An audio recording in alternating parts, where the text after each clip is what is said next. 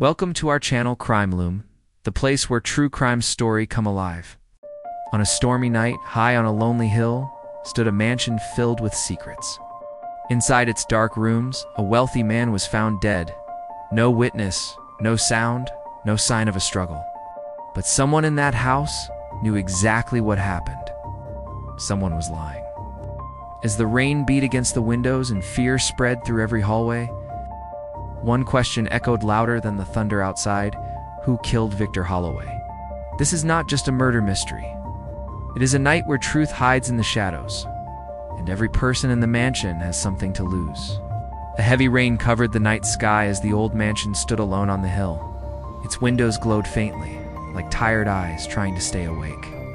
Inside the mansion, everything was quiet except for the soft ticking of a large clock in the hallway. The Holloway family mansion was known for its size, its long history, and the many secrets people believed it held. But tonight, a new secret had been born, one that would change everything. Victor Holloway, the owner of the mansion, lay dead on the floor of his study. His gray hair was scattered across the thick carpet, and his hands still clutched the arm of the wooden chair beside him. At first, it looked like he had fallen, but the dark bruise on his forehead and the strange position of his body suggested something else. Something that no one wanted to say out loud. Detective Mara Ellison arrived moments after the call. She stood in the doorway of the study, her coat wet from the storm outside. Her sharp eyes moved slowly across the room, taking in every detail. Victor's desk lamp was still on, papers scattered beneath it. A glass of whiskey stood untouched. The window behind the desk was half open, letting in the cold wind and the sound of rain. Something about that open window made her uneasy. Mara knelt beside the body, careful not to disturb anything. Victor Holloway had been a wealthy man, but he was also a man who kept people at a distance. Few knew what went on in his life, and even fewer were allowed inside the mansion. But tonight, 6 people had been in the house with him. 6 people who now became suspects. She stood and turned to the butler, an older man with a stiff posture and trembling hands. His name was Harris, and he had served the Holloway family for more than 30 years. Mara could see fear in his eyes, but not the kind that comes from guilt. It was the fear of seeing the world he knew fall apart. Who found him? Mara asked quietly. Harris swallowed hard. I did, Detective. I brought him his tea, as I do every night. But when I opened the door, he was all ready. Like this. Did you touch anything? No, Detective. I left everything exactly as it was and called for help. I also told the others to stay in the living room until the police arrived. Mara nodded and looked around the room again. Nothing seemed out of place, but sometimes the truth hid behind small, quiet things. She walked to the window and studied the wet floor beneath it. Rain had soaked part of the carpet. But she noticed footprints, light, almost invisible, but definitely there. Someone had stood here. She needed to know who. Mara walked out of the study and entered the large living room, where the other 5 people waited. The room was dimly lit by a chandelier, and the fire in the fireplace crackled softly. They all looked up when she walked in, their faces tense, their bodies stiff. There was Evelyn Holloway, Victor's much younger wife, dressed in a dark red dress. Her eyes were red from crying, but Mara wondered whether the tears were real grief or shock from being questioned. Evelyn was known in the city for her beauty and her expensive taste, and many whispered that her marriage to Victor was more about money than love. Beside her sat Leonard, Victor's son from his first marriage. Leonard was in his 30s, with short blonde hair and a tired look on his face. He and his father had never gotten along. People often said Leonard wanted control of the mansion and the family business. But Victor never trusted him with anything important. Near the window sat Dr. Samuel Price, a family friend and Victor's longtime doctor. Mara knew his type: calm, polite, and always choosing his words carefully. He looked troubled, but she could tell he was trying hard not to show it. Across from him were the last 2 people in the house: Clara, the maid, and Thomas, the gardener. Clara looked scared and pale, her hands clasped tightly in her lap. Thomas, a quiet man with strong arms and dirt still under his fingernails, stared at the floor. Mara noticed he didn't look nervous or angry, just tired. as if life had already taken too many things from him. Mara stepped forward. "I know tonight has been difficult," she began, keeping her voice steady, "but I need all of you to answer my questions honestly. Mr. Holloway did not die naturally. Something happened in that study, and one of you knows what it was." A soft gasp came from Clara, and Evelyn covered her mouth with her hand. Leonard looked away, his jaw tightening. Dr. Price exhaled slowly, but said nothing. Thomas didn't move. Mara continued. "I will speak to each of you one at a time. But before that, I want to know something. Did any of you leave this room in the last hour?" Everyone shook their heads. But Mara noticed hesitation in one pair of eyes of Evelyn's. It was only a second, a tiny flicker, but it was enough for Mara to see. She walked closer to the group, studying each face. The storm outside grew stronger, and the lights flickered for a moment. No one spoke. No one moved. It felt as if the whole room were holding its breath. Mara took in the scene again. 6 people inside the mansion. No forced entry. Cameras conveniently offline. An open window. Footprints on a wet carpet. Someone here was lying, and she was going to find out who. ChatGPT said. Mara began with Evelyn Holloway. She asked Harris to show the others to different rooms and keep them there until she was ready. Then she led Evelyn to a smaller sitting room near the library. The walls were lined with old books, and a grandfather clock ticked softly in the corner. Evelyn sat on the edge of a leather chair, her hands twisting a silk handkerchief. Mara sat across from her. "When was the last time you saw your husband alive?" she asked. Evelyn's lips trembled slightly. "At dinner?" she replied. "Around 8 o'clock. He was quiet, more than usual. We barely spoke." "What did you talk about?" Mara asked. Evelyn looked down. "He complained about the business again. He said Leonard was pushing him to retire. He said he didn't trust him. Did you agree with him?" Evelyn hesitated. I try not to get involved in their arguments. Victor could be very harsh with Leonard. Sometimes I felt sorry for him." Mara watched Evelyn's face closely. "And after dinner?" "I went to my room," Evelyn said quickly. "I had a headache. I took some medicine and lay down. I didn't leave until Harris called for me and said Victor was dead. I swear, Detective, I didn't go near the study." Mara remembered that tiny flicker of hesitation in the living room. Now Evelyn's story sounded neat and ready, like something she had practiced. "Did Victor seem ill recently?" Mara asked. Evelyn nodded. "He had trouble sleeping. He was under a lot of stress. But Samuel Dr. Price said he was fine as long as he took his medicine." "What kind of medicine?" "I don't know the names," Evelyn replied. "You would have to ask Samuel." Mara stood. "We are checking the whole house, including your room. If you remember anything else, anything strange, you must tell me." Evelyn's eyes flashed with sudden anger. "You think I did this, don't you?" she said. "Everyone does. They all think I married Victor for his money." Mara met her gaze calmly. "Right now, I think someone in this house killed him. That is all." She left Evelyn in the sitting room and moved down the hall to where Leonard waited. He stood by a window, hands in his pockets, staring out at the storm as if searching for a way to escape. When Mara entered, he turned, his jaw tight. "This is ridiculous," he said before she even spoke. "My father was old. Maybe he fell. Maybe his heart gave out. Why are you treating this like a crime?" "Because it does not look like an accident," Mara said simply. "Sit down, Mr. Holloway."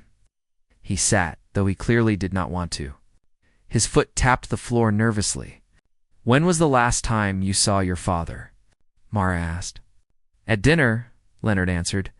"Like everyone else? Did you speak to him?" Leonard laughed without humor. "If you can call it speaking.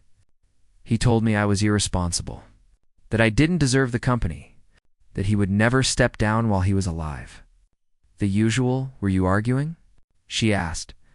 "We are always arguing," Leonard replied. He never listened. He liked control. He enjoyed making people feel small. But just because we argued doesn't mean I killed him. "Where were you after dinner?" Mara asked. "In the billiard room, alone," Leonard said. "I played a few games to calm down." Ask Harris. He passed by a couple of times. There are no cameras? Mara asked. Leonard shrugged. Father turned them off this afternoon. Said he wanted privacy. He could be strange like that. He thought people were always watching him. Mara made a note in her mind. Did you know he planned to change his will? She asked suddenly. Leonard's head snapped up. Change his will? What are you talking about? Mara did not say she was guessing. A man like Victor, surrounded by tension and mistrust, often thought about changing his will. She watched Leonard's face, searching for a reaction. She saw surprise, then worry. If he changed it, Leonard said slowly, no one told me. Mara leaned forward. Is there anything you wanted to tell me? Something that might help me understand what happened tonight? Leonard looked away, then back at her. For a moment, she thought he might share something, but he only said my father had many enemies. Don't waste your time looking only at his family. Mara left him there and went to find Dr. Samuel Price. She found him in the library, standing by a table with a small glass in his hand. He set it down quickly when she entered. Just water, he said calmly. My throat is dry. Mara nodded. I need to ask you some questions, doctor. Of course, he replied. I want to help. You were Victor's doctor for how long? She asked. Almost 15 years, Dr. Price said. I knew him well. Perhaps better than most. Was he sick? Mara asked. He had some heart problems, the doctor replied. Nothing extreme, but serious enough. I advised him to rest more and avoid stress. He followed the first part poorly, and the second not at all. Did he take any regular medicine? Yes, Dr. Price said. A mild blood thinner and something to help with his blood pressure. I can give you the names? Mara studied his face. Could his death be natural? She asked. Dr. Price's eyes darkened. From what I saw when Harris called me into the study, no. The bruising on his head, the angle of the fall, it did not look right. And there was something else. A faint mark on his neck. I wanted to examine him more closely, but then the police arrived. A mark on his neck. Mara repeated. Like someone had grabbed him? Perhaps, Dr. Price said carefully, or something had pressed against his neck. I cannot say for sure yet. Did Victor seem worried about anything recently? She asked. Yes, the doctor answered slowly. He said he felt watched. He mentioned strange things happening in the house. Doors opening by themselves, missing items, objects moved from their usual place. I told him it was probably the staff or his own stress, but now, I'm not so sure. Mara left him and moved toward the servants' quarters. The hallway here was narrower, the lights dimmer. She found Clara in a small room, sitting on a narrow bed, her eyes puffy from crying. Clara, Mara said gently. I just want to talk. Clara wiped her eyes. I don't know anything, detective. I swear. Tell me what you did after dinner, Mara said. I cleaned the dining room, Clara replied. Then I went to the kitchen to wash the dishes. Harris went to bring Mr. Holloway his tea. I never left the kitchen until I heard Harris shout. Did you hear anything from the study? Mara asked. She hesitated. I thought I heard voices, she whispered, but I'm not sure. The storm was loud. It sounded like Mr. Holloway and someone else. A man, but it could have been the wind. I didn't want to get in trouble for listening. Did you hear any shouting? Any kind of struggle? No. Or maybe yes, she said helplessly. I heard something fall. A loud sound, like a chair or a table. Then nothing. Mara nodded slowly. And Thomas? Did you see him? Only earlier in the evening, Clara said. He came in to leave his jacket near the back door. After that, I didn't see him again. Mara thanked her and went to find Thomas. She found him in a narrow back hall, staring out a small window at the rain. Thomas, she said, I need to know where you were tonight. His face was lined older than his years. Out by the tool shed, he said quietly. Making sure nothing was flooding. The storm came fast. Did anyone see you? Mara asked. He shook his head. It was just me and the rain. Did you come inside at any point? He paused. I came in once to get a flashlight. The power flickered. Harris saw me then, Mara thought of the footprints by the study window. "Did you go near the study?" she asked. "No," Thomas said. His eyes held hers steadily. "I don't go near that part of the house unless I am told to." Believed he was calm, but calm people could still lie. As she walked back toward the main hall, her mind was busy. Every story she had heard could be true, or every one of them could be hiding something. She returned to Victor's study. The body had been photographed and moved, but the room still felt heavy, like it was holding its breath. She walked to the window again. The faint footprints were still there on the wet carpet. She knelt and traced the shape with her eyes. They were not large, not the size of Thomas's heavy boots. They looked more like the prints of someone who wore lighter shoes, someone who might walk quietly. Behind her, the grandfather clock in the hall chimed midnight. The sound echoed through the mansion. Mara stood up slowly, feeling the house around her, its walls, its shadows, its silent secrets. Someone had come to this room tonight. Someone had stood by this open window and watched the rain. And that same someone had left Victor Holloway dead on the floor. The answer was inside this mansion. She just had to see what everyone else was trying to hide. Mara stayed in the study longer than she planned. The storm outside had quieted a little, but the sound of raindrops still tapped against the windows. She paced slowly across the room, replaying every word each person had told her. Something was wrong, something small that she had not yet seen clearly.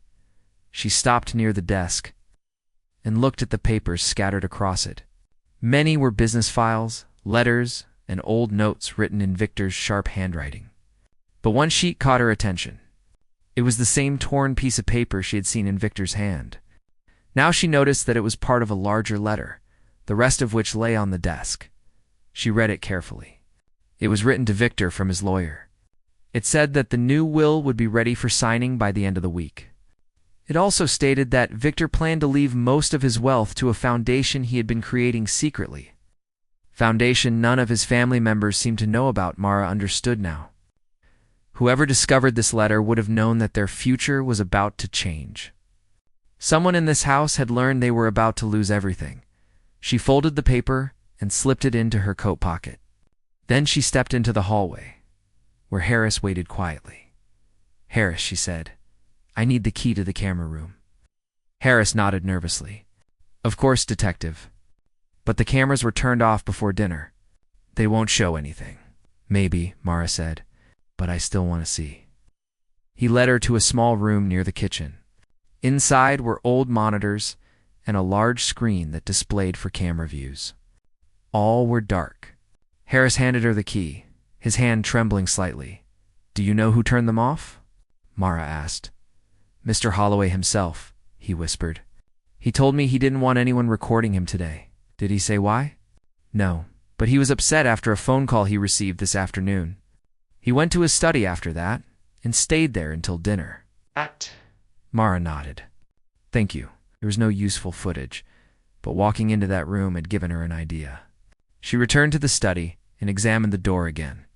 The lock was untouched. Whoever entered the room, Victor had let them in, or he already knew they were coming. She searched the desk drawers next. Most held papers, pens, and old notebooks. But in the top right drawer she found something unusual, a small velvet bag. Inside it was a silver key. Mara stared at it. It looked like the kind of key used for small safes. She checked the room again, looking for anything that might match the key. She ran her hand along the bookshelf, pushing gently. A soft click sounded. A section of the bookshelf moved. Inward a few inches.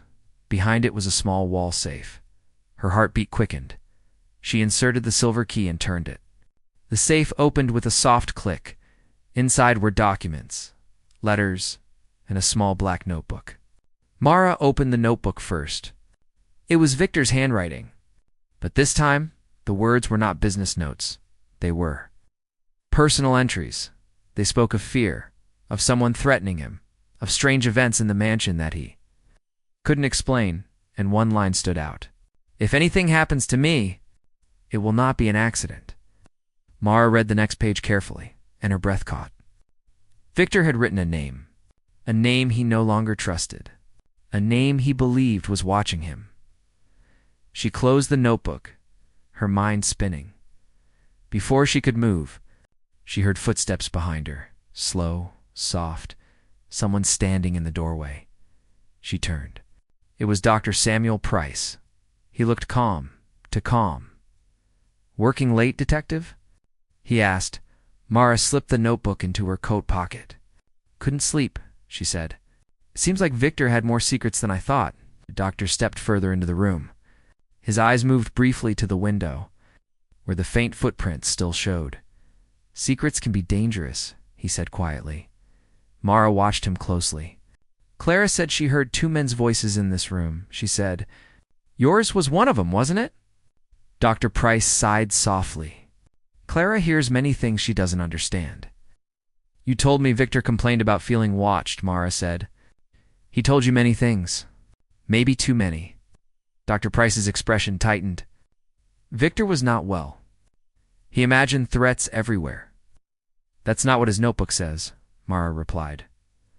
The doctor's face froze. For the first time, Mara saw something shift behind his calm eyes. "You shouldn't be looking through that," he said quietly. "That notebook tells me you were the one he feared," Mara said.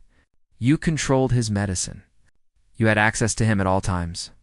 He trusted you more than anyone else. And that made it easy for you." The doctor stepped closer. His voice grew colder. "Victor was ruining everything we built together. The foundation was my idea. He promised we would run it together. He promised a new future. Then, suddenly, he changed his mind. He wanted to control everything again. He wanted to remove me from the project completely." "So you killed him?" Mara asked, her voice steady. "He left me no choice," the doctor whispered. "He was going to destroy all my work. Everything I sacrificed for. I gave him his medicine tonight, just as usual. But I told him we needed to talk. When he refused to listen, things escalated." Mara glanced toward the door. No one was in the hall yet. She needed to keep him talking. "You hit him," she said softly. "Then you opened the window to make it look like someone came inside." The doctor nodded slowly. "I thought it would confuse things. And it did. For a while, but the footprints," Mara said. He smiled faintly. "A mistake. I didn't think the rain would leave marks." Mara took one step backward. Her hand was near her pocket where her phone was. "You hurt a man you once called your friend," she said.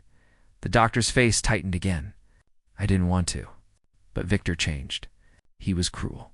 And he was going to take everything from me." "You killed him," Mara repeated. "Yes," Dr. Price said. "And I cannot let you ruin everything now." He moved suddenly, lunging toward her. But Mara was ready.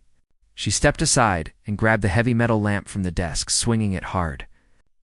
It struck the doctor's arm, and he stumbled. She used the moment to reach her phone and hit the emergency button. Within seconds, Harris and two officers rushed into the room. Dr. Price tried to escape through the window, but they caught him before he could climb out as they handcuffed him. He looked at Mara with a strange mix of anger and sadness. "You don't understand," he whispered. "I understand enough," she replied. When they took him away, the house felt different. Less heavy, less dark. Later, as the rain finally stopped and pale morning light crept across the sky, Mara walked through the mansion one last time. She passed the living room, where Evelyn sat silently, her eyes empty.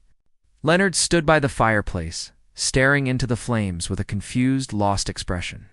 Clara cried softly in the kitchen. Thomas sat alone by the back door, watching the quiet garden. None of them were perfect. All of them had secrets, but only one had chosen to kill. Mara stepped outside, breathing in the fresh morning air. The storm had ended. The sky was clearing. And the unsolved murder in the mansion was no longer a mystery. It was the truth finally revealed. The storm may have passed, but the shadows of the mansion will never forget what happened that night. The truth was uncovered, the killer revealed, yet every room still whispers the secrets people tried so hard to hide. Victor Holloway is gone, but his story lives on as a reminder that danger often comes from the people we trust the most. As the sun rises over the old mansion, one mystery ends, and another may be waiting in the dark. Thank you for joining this journey. Until the next story, stay curious, stay alert, and never stop looking for the truth.